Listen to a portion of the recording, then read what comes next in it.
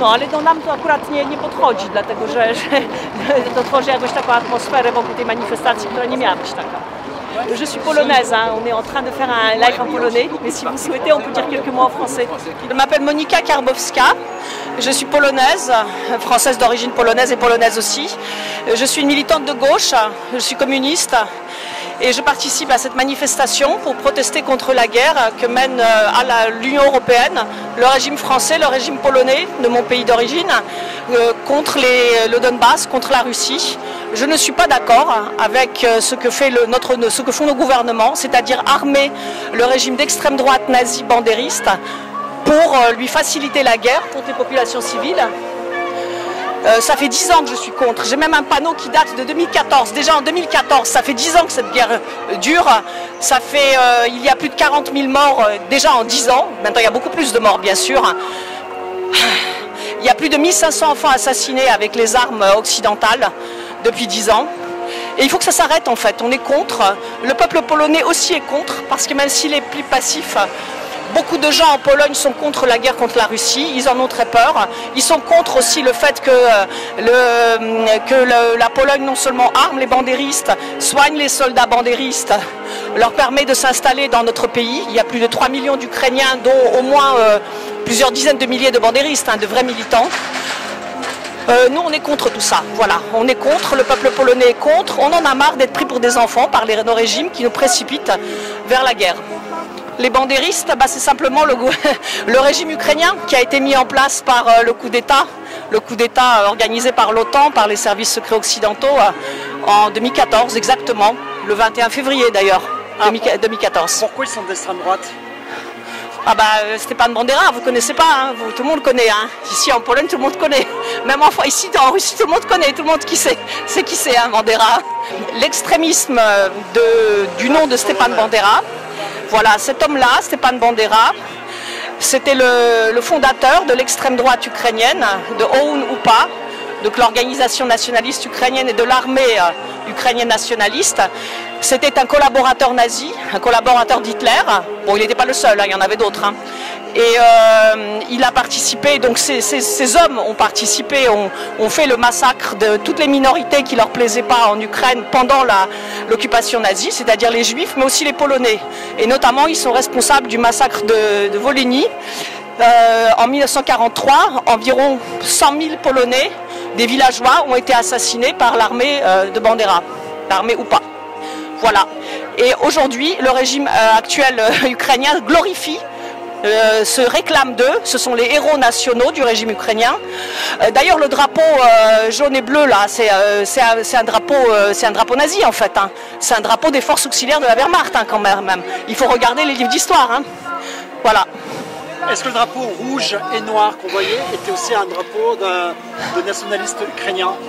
Oui, aussi, c'était le Pravi Sektor, un des groupes bandéristes en fait, de 2014, qui maintenant s'est fondu dans la garde nationale et dans le régime ukrainien, tout simplement. Et avant, c'était le drapeau de UPA. Avant, c'était le drapeau de UPA, tu as raison, ouais, tout à fait. Oui. Donc c'est le drapeau de quelle couleur? Le drapeau bandéri, le rouge et noir, quoi, oui, oui. Il ne faut pas confondre avec les anarchistes, hein, qui ont à peu près le même drapeau, hein, mais il ne faut pas les confondre. Avec ce drapeau, ils ont tué les Polonais, les Juifs, les Russes, ils voulaient l'Ukraine qui est purement ethnique. Oui, voilà. Et moi, je les ai vus de mes propres yeux. Vous savez, j'ai des amis qui ont été assassinés le 2 mai 2014 par les bandéristes à Odessa. Je les ai vus de mes propres yeux. J'ai même été menacé par ces bandéristes-là. Et franchement, je vais vous dire, ça fait froid dans le dos quand vous voyez les méthodes. Donc si je comprends bien, la France insoumise qui soutient l'Ukraine serait pro-nazi. Bah oui, bêtement, hein, par bêtise bien sûr. Hein. Vous savez, moi j'ai été membre du parti de gauche. Hein. J'ai connu M. Mélenchon, le lieutenant de M. Mélenchon entre 2008 et 2012. Hein. Il se reconnaîtra, ils connaissent mon visage. J'ai essayé de faire des formations sur ce qui se passe en Ukraine. J'ai essayé de les conscientiser. Malheureusement, ils ont été infiltrés par des gens qui leur ont expliqué que c'était plus sympathique de soutenir le régime maïdanite. Même si à la guerre, même si déjà en 2014 il y a eu des assassinats, comme à Odessa les bandéristes ont assassiné les Odessites, même si déjà, mais j'ai pas réussi à faire bouger en fait, j'ai pas réussi, oui. Et malheureusement même le Parti communiste français, hein, quand je vois ce qu'il fait, ça me fait mal au cœur, hein, parce que je suis communiste. Par bêtise, par ignorance, parce qu'en France, la connaissance de l'histoire, déjà les Français ne connaissent pas leur propre histoire, l'histoire de leur propre résistance, ni de la France libre. Alors en 2014, la plupart des Français ne savaient pas où est l'Ukraine sur la carte, et beaucoup de militants de gauche ne savaient même pas où c'est, ni ce que c'est, ni d'où ça sort. Donc voilà, je pense que c'est plutôt par bêtise, et donc voilà, bon, peut-être qu'il y a des intérêts, hein, mais je ne peux pas dire qu'ils prennent de l'argent ou quoi que ce soit, parce que je ne l'ai pas vu. Mais par contre, la bêtise, je l'ai vu, oui, tout à fait. Et aussi l'incapacité de vouloir se former sur ça, l'incapacité de s'ouvrir. Il y a aussi une forme de racisme vis-à-vis des populations des pays de l'Est. Quand on est quelqu'un qui est originaire de l'Europe de l'Est vivant en France, on se heurte souvent à ce racisme. En fait, qu'on n'est pas important. C'est pas important ce qui se passe là-bas. La Pologne, la Bulgarie, c'est pas important. Ce qui se passe, c'est ailleurs. C'est toujours un ailleurs, en fait. Mais non, la France est engagée. Nous sommes responsables. On sera jugé, les politiques français peuvent être jugés comme criminels de guerre, comme complices de crimes de guerre, comme complices de génocide. Parce que là, il s'agit du massacre d'enfants, de populations civiles. Et aujourd'hui, ce massacre a lieu avec les armes françaises. Il y a énormément de preuves sur ça. Donc voilà, ça finira mal pour M. Mélenchon. Mais bon, il s'en fout un peu. Il pense que ce sera dans 10 ans ou dans 20 ans. Le problème, c'est ça, cette espèce d'ignorance, d'indifférence. Mais bon, c'est comme ça. En 1940, les Français aussi étaient indifférents. La Pologne se faisait massacrer. Ils disaient que c'était la drôle de guerre. C'était pas drôle pour tout le monde. Est-ce qu'ils se contredisent pas en fin de compte à chaque fois? Il y a toujours une contradiction. Ils sont humanistes, mais ils veulent défendre tout le monde, mais en défendant tout le monde, ils se contredisent. Chaque pays a ses contradictions, n'est-ce pas? Voilà, la Pologne aussi.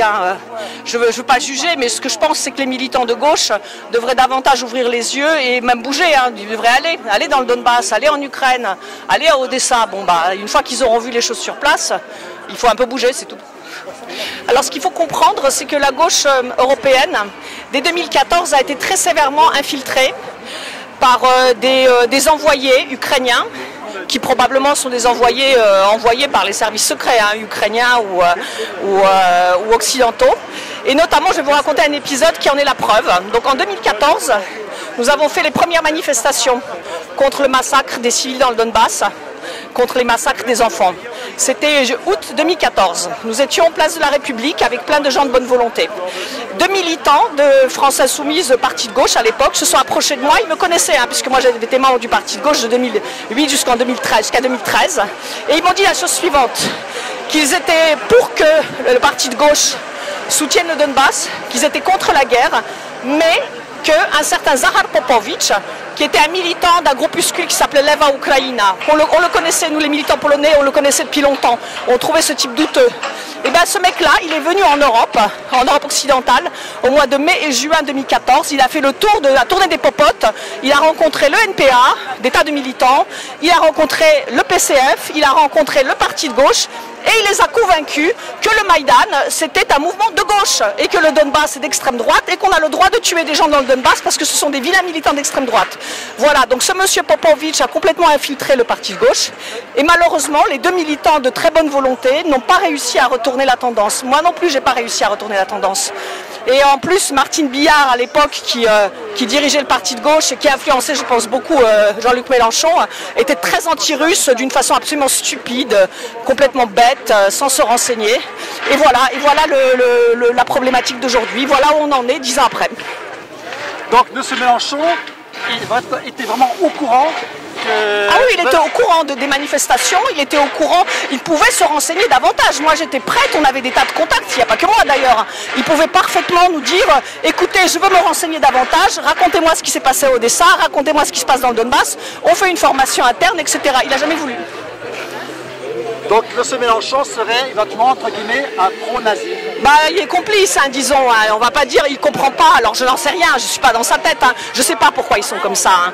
Moi je ne comprends pas. Mais bon, disons que l'ignorance n'est pas une excuse, parce que justement il y avait ces 2 militants qui voulaient qui voulaient lui apporter les lumières et il n'a pas voulu. Parce que dès 2014, nous avons lutté. Et dès 2014, les enfants étaient assassinés par l'armée ukrainienne d'extrême droite. Enfin, bandéristes, nazistes, etc.